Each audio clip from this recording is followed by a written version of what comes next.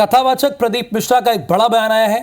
प्रदीप मिश्रा ने कहा है कि बहुत जरूरी है 4 बच्चे पैदा करें हिंदू, 2 अपने लिए, 1 राष्ट्र के लिए और 1 सनातन की सेवा के लिए। एक ही बच्चा होगा तो किसे अपने पास रखेंगे, धर्म रक्षा में किसे देंगे। और लड़कियों को लव मैरिज नहीं करनी चाहिए। प्रेम का विरोध नहीं है, लव जिहाद का विरोध है।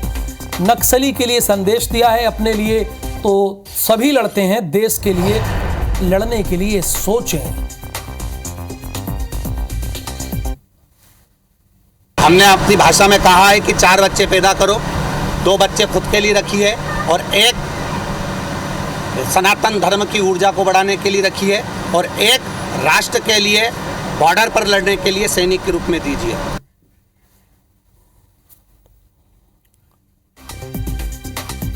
तो 4 बच्चे पैदा करना चाहिए, प्रदीप मिश्रा ये कह रहे हैं। अंतर्राष्ट्रीय कथावाचक हैं, इनकी कथाओं को सुनने के लिए दूर दूर से लाखों लोग आते हैं और जितना पंडाल व्यवस्था किए होते हैं, जितनी जगह, वो भीड़ वो जगह कम पड़ जाती है।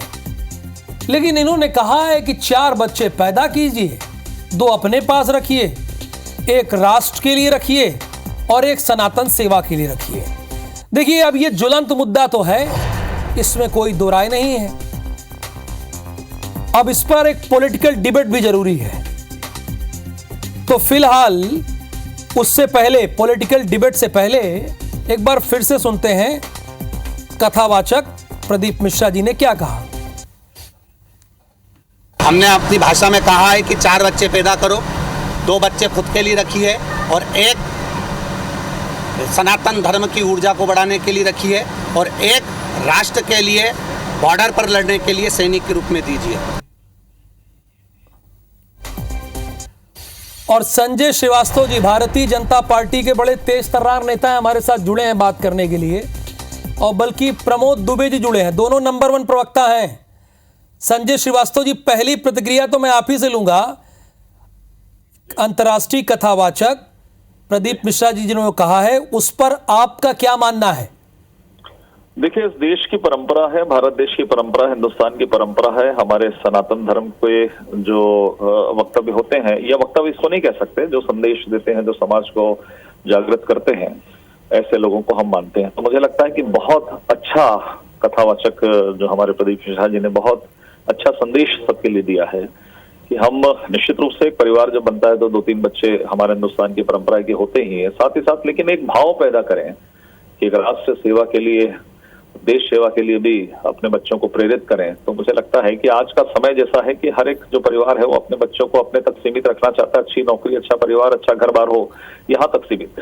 लेकिन जिस सोच के विकसित करने की आवश्यकता है, मुझे लगता है एक संदेश, बहुत बड़ा संदेश उन्होंने देश को दिया है। केवल प्रदेश की बातचीत नहीं, देश को दिया है। और हर एक परिवार को इस पर विचार करना चाहिए, दलगत चीजों से उठ करके क्यों, क्या, ये सब विषय जो चलते रहे पुराने, इन सब चीजों से हटकर इस पर विचार करना चाहिए कि वास्तव में 2 हो, 3 हो, 4 हो, जो भी है, उन्होंने कहा है।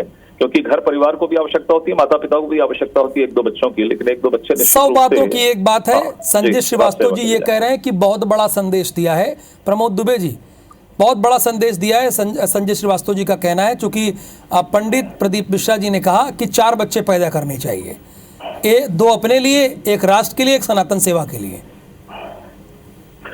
देखिए, इसमें अलग अलग बातें हो सकती हैं। हाँ। केंद्र सरकार ने 13 जुलाई 2022 को एक रिपोर्ट प्रस्तुत की है। हाँ। उसमें विकास में मुख्य बाधा उन्होंने जनसंख्या को कहा। अब हम कहें कि हमारी मौजूदा आर्थिक स्थिति क्या है, इसके लिए आदरणीय योगी जी ने एक बड़ा अभियान चलाया है कि सरकार को उनकी आय, शिक्षा, सामाजिक और आर्थिक गतिशीलता, ये सारी चीजों को दृष्टिगत रखते हुए बच्चा पैदा करना उद्देश्य नहीं है। बच्चे को किस प्रकार से हम आने वाले दिनों में, जिस प्रकार से जनसंख्या नियंत्रण के लिए अगर केंद्र सरकार बड़ी योजनाएं चला रही है, उस समय अगर प्रदीप मिश्रा जी के या अलग अलग धर्म गुरुओं के अलग अलग प्रकार के बयान आते हैं। अब किस संदर्भ में आदरणीय प्रदीप मिश्रा जी ने कहा है, हालांकि 2 बच्चे हैं, तो अगर मैं हिंदू परिवार का हूं तो हम लोग तो दोनों बच्चे सनातनी हैं, हमारे दोनों बच्चे सनातनी हैं।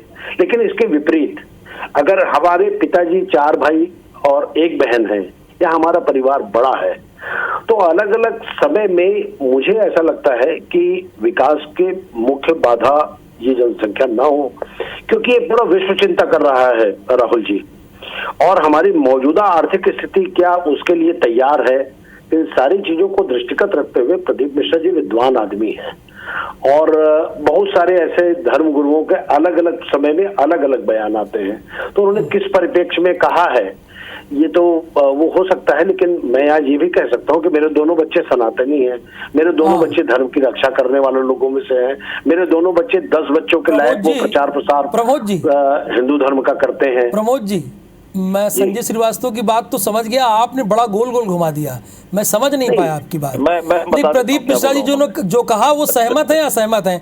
वो तो डंके की चोट पे कह रहे हैं कि मैं सहमत हूँ भाई। संजय श्रीवास्तव जी, राहुल जी अब सुन लेते हैं, संजय जी को सुन लेते हैं। संजय जी बताएंगे ना, वो सुन रहे थे बड़ा गौर से। देखिए ऐसा है, बहुत स्पष्ट है विजय जी, उन्होंने जिस बात की व्याख्या की है, मैंने कहा कि परिवार को भी आवश्यकता होती है माता पिता के साथ माता पिता की सेवा की। उनका उद्देश्य यह है कि देश के लिए भी लोग निकले, राष्ट्र के लिए, जैसे सैनिक, जवान, भर्ती, तमाम प्रकार की, सनातन धर्म के लिए भी निकले, अपने धर्म की रक्षा के लिए। हम ठीक है, हर एक व्यक्ति जैसा प्रमोद जी ने कहा सनातनी है, मेरा धर्म रक्षा करता है, वो ठीक है, लेकिन खुलकर विशुद्ध रूप से इन सब चीजों को भी हम आगे बढ़ाएं, क्योंकि यही हमारा सबसे बड़ा आधार है।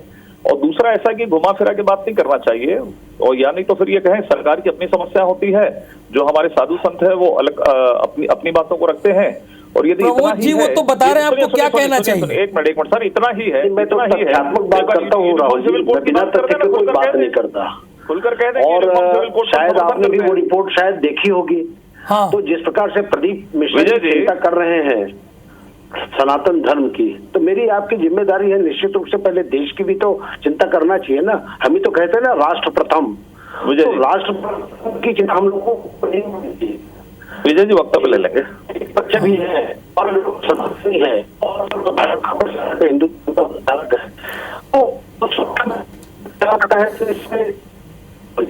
ठीक है, मैं इस पे संजय जी का बयान ले लेता हूँ।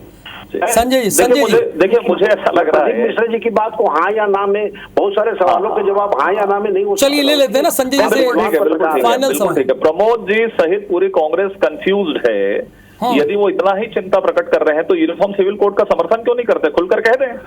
अभी आप वो पॉपुलेशन की चिंता कर रहे थे, जनसंख्या की चिंता कर रहे थे, तो एक बार कह दें यूनिफॉर्म सिविल कोड होना चाहिए, सबके लिए बराबर का विषय होना चाहिए, तब जाकर बात बनेगी। प्रदीप मिश्रा जी दूसरी बात कर रहे हैं कि बात को सनातन के लिए चलना चाहिए, देश के लिए चलना चाहिए। बात ये है केवल अपने परिवार तक सीमित न रहे हिंदू परिवार, इसके लिए कुछ लोगों का ही दायित्व नहीं कि वो धर्म की रक्षा करें या देश की रक्षा करें, ये उन्होंने उद्देश्य लिया, राजनीतिक नहीं किया। लेकिन बतौर कांग्रेसी यदि घुमा फिरा के बात कर रहे हैं तो फिर यूनिफॉर्म सिविल कोड का समर्थन खुले तौर पर कांग्रेस को करना चाहिए। प्रमोद जी, देखिए यूनिफॉर्म सिविल कोड का शायद उन्होंने पूरा पढ़ा है कि नहीं पढ़ा है, हमारे 370 की बात वो करते हैं। आप जानते हैं कि 370 बी हटा है राहुल जी, 370 बी हटा है, 370 ए नहीं हटा है। तो भारतीय जनता पार्टी अगर इस प्रकार की बात कर रही है तो प्रदीप मिश्रा जी विद्वान आदमी है। प्रदीप मिश्रा जी अगर किसी बातों को कह रहे हैं तो निश्चित रूप से मनन करने की आवश्यकता, ये मैंने पहले भी कहा। लेकिन क्या सरकार के विपरीत अगर मैं बात करूं या कोई भी अगर बात करे तो क्या हमारी आपकी जिम्मेदारी नहीं है? क्या विकास में मुख्य बाधा सरकार इस बात को नहीं मानी है? तो सरकार से चलिए फिलहाल हमारा उद्देश्य ये था कि दोनों राजनीतिक दलों का बयान सामने आ जाए जो कथावाचक ने कहा है। तो संजय श्रीवास्तव जी ने अपना विचार रखा है और प्रमोद जी ने अपना विचार रखा है, दोनों अपने अपने दल का विचार रखा है। बहुत शुक्रिया हमसे बातचीत करने के लिए और जुड़ने के लिए।